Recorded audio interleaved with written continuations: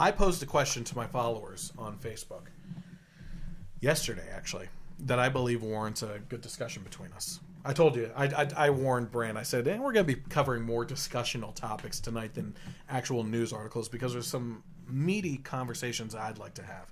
I didn't prepare at all. Not at all. And I didn't send them anything either. So I asked this question. What makes something great? And the reason why I ask this is because a big deal is made over Trump's Make America Great Again slogan. Some on the left question whether, when we ever left greatness. Why haven't we been great? While some within their ideology also question if America was ever great in the first place because of blemishes in our history like slavery, war, and the treatment of Native Americans. So I want you to think of something that you consider great, be it a person or an object. Now think more about that. What makes that person or object great? And think deeper. Is that person or object without flaw?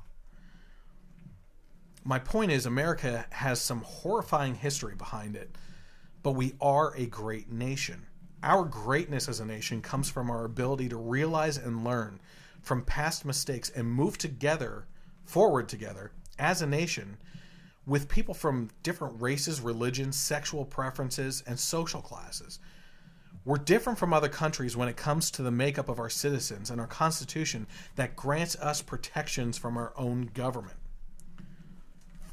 The only one that this doesn't apply to is God. God is great and flawless. But things here on earth, no matter how great, contain flaws.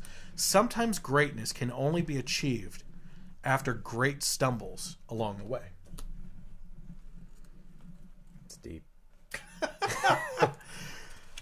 I mean, that's it's been making me think a lot because, I understand the argument from the left, which is, well, why hasn't America been great? What makes you think that we have moved away from greatness? And I can lay out some details on things I disagree with, different avenues that we have taken that have put hurdles in the way of American citizens.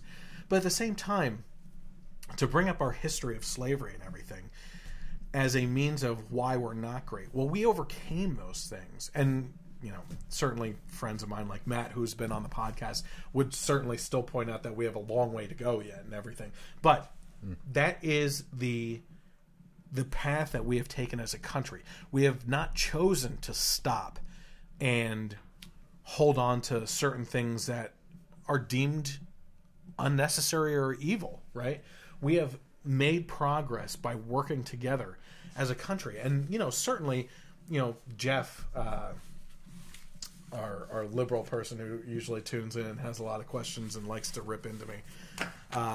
He likes to say, well, what do you really feel that our Constitution makes us that much different than other countries that are out there, right? And the answer is yes. And the reason for that is because we have a makeup of people here, right, that by all purposes should just be crumbling on top of each other. Mm-hmm. Right? We have religions of battling ideologies. The left and right now are headbutting each other and battling ideologies, right?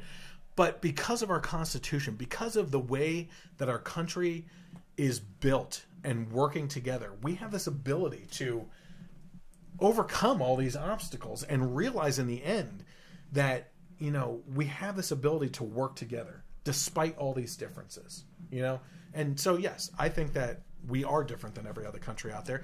There are other countries out there that may offer you better things in regards to healthcare, better things in regards to maybe some personal freedoms and everything. But when you look at the complete package, I'm going for the luxury vehicle with all the options. I want it fully loaded. And you know what? If I have to select a different trim on it, instead of carbon fiber, I get a wood trim or something like that, then so be it. You know?